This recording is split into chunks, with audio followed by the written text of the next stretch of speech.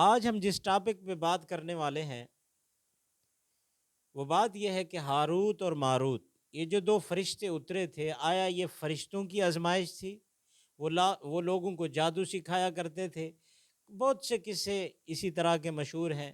بعض نے یوں کہا ہے کہ یہ دو فرشتے تھے، انسانوں انسانوں کو دیکھ کر جب انسانوں کو گناہوں میں لت پت دیکھا تو اللہ تبارک و تعالیٰ سے کہا، اللہ اتنے انسانوں کے اوپر آپ نے کیا کیے ہیں؟ احسان کیے۔ اب ان کا حال یہ ہے، ان انسانوں کا حال یہ کہ یہ آپ کی نافرمانی کرتے ہیں، یہ کیسے کرتے ہیں؟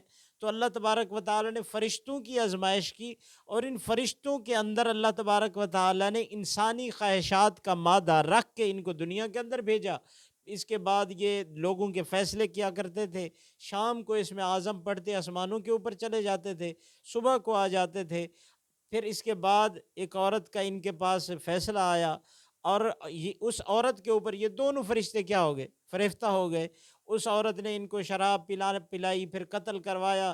پھر وہی عورت، زہرا نامی عورت، وہ زہرا ستارے کے اندر تبدیل ہو گئی۔ بہت سی قصے کہانیاں ہیں، یہ لایانی قسم کی، اگرچہ ان کا ثبوت ہے، میں یہ نہیں کہہ رہا ہوں ان کا کہیں ثبوت بھی نہیں ہے، ان کا ثبوت ہے، ثبوت کے بعد بھی ان کی کوئی حیثیت نہیں ہے۔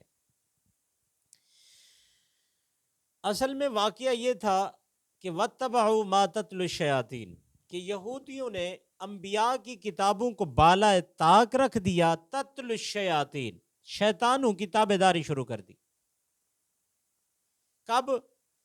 علی ملک سلیمان، پہلے تو اس طرح تھا، علی ملک سلیمان علی عہد سلیمان، حضرت سلیمان علیہ السلام کے زمانے میں پہلے اس طرح تھا کہ جنات انسانوں سے میل جول نہیں رکھتے تھے، ان کا ملنا جلنا نہیں ہوتا تھا، ان کا نظام علیحدہ تھا، وہ انسان علیحدہ تھے۔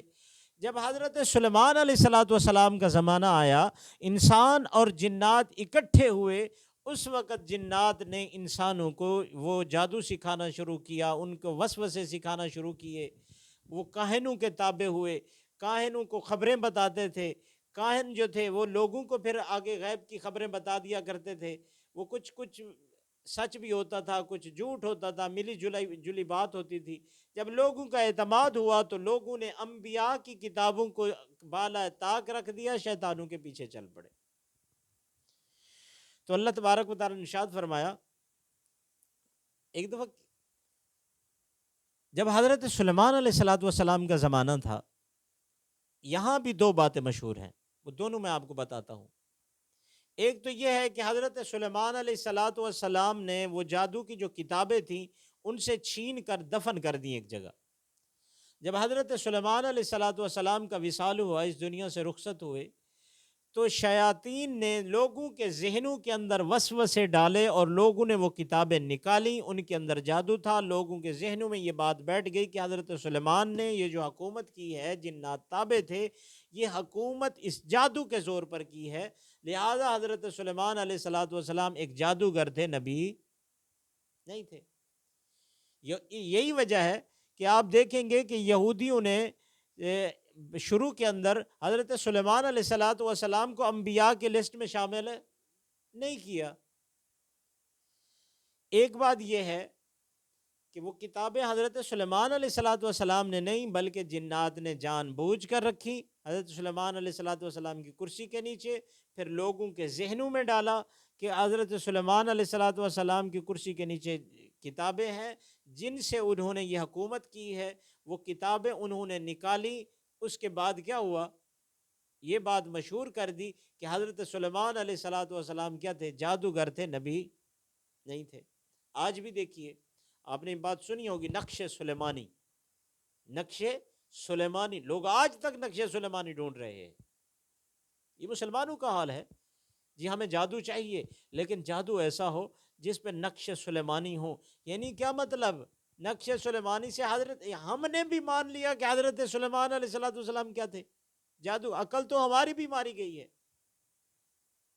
آج بھی آپ نیٹ پہ سرچ کریں، نقش سلیمانی، وہ کتاب نکلے گی، اس کے اوپر نقشے چھپے ہوئے ہوں گے، کیا کیا پتہ نہیں، اللہ معاف کرے، ایسی ایسی باتیں مشہور ہو چکی ہیں، ہمارا اعتقاد بھی ختم ہو چکا ہے۔ تو اللہ تبارک و تعالیٰ نے حضرت سلیمان علیہ الصلوۃ والسلام کے بارے میں ارشاد فرمایا وما کفر سلیمان. آپ کیا سمجھ کے بیٹھ گئے ہیں کہ حضرت سلیمان جادوگر تھے؟ وما کفر سلیمان، حضرت سلیمان کافر نہیں تھے. جو جادو کرتے وہ تو کافر ہوتے ہیں.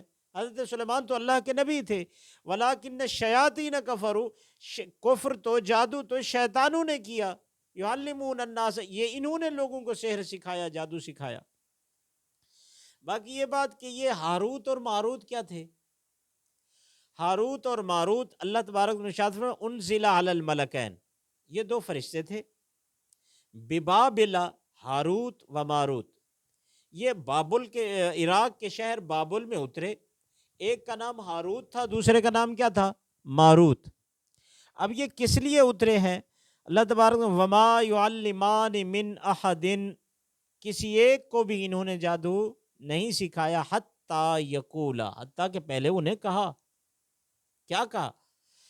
انما نحن فتنہ، ہم تمہارے لیے آزمائش ہیں. اب یہ آزمائش کن کے لیے ہے؟ نحن فتنہ، ہم آزمائش ہیں تمہارے لیے. اب یہ فرشتوں کی آزمائش نہیں تھی، بلکہ یہاں لوگوں کی آزمائش ہو رہی تھی کہ کہیں لوگ بے خبری کے اندر تو جادو نہیں سیکھ رہے، کہیں جہالت تو نہیں ہے ان کے اندر. جیسا کہ یہ پہلی بار نہیں ہوا ہے، حضرت لوط علیہ الصلوۃ والسلام کے دور کے اندر فرشتے نہیں اترے حضرت لوط کی قوم کی آزمائش کے لیے، لڑکوں کی شکل میں اترے ہیں. یہاں بھی انسانوں کی شکل میں تھے.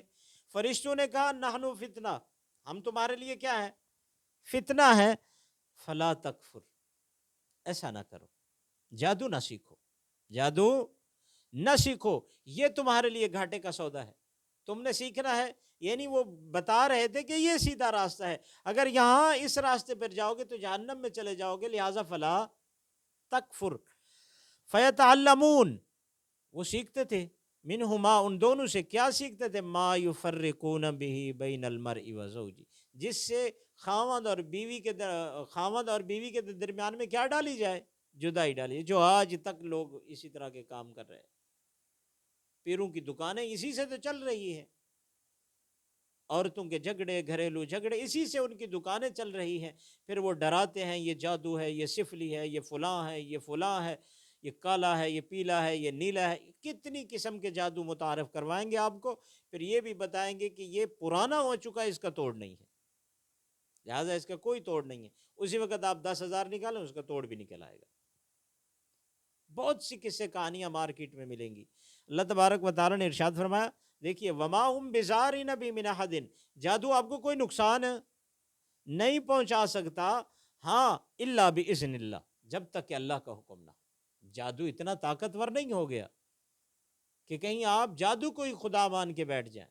جی فلاں آدمی نے میرے اوپر جادو کیا، اب تو میں نہیں بچوں گا، اس پہ جادو ہو گیا، اس پہ جادو ہو گیا. یعنی ایسا خوف بنا دینا، ایسا لا علاج مرض بنا دینا، یہ کفر ہے. اس طرح ہم چلے جائیں گے تو ہمارا ایمان کیا ہو جائے گا؟ ختم ہو جائے گا. اپنے ایمانوں کی حفاظت کیجیے.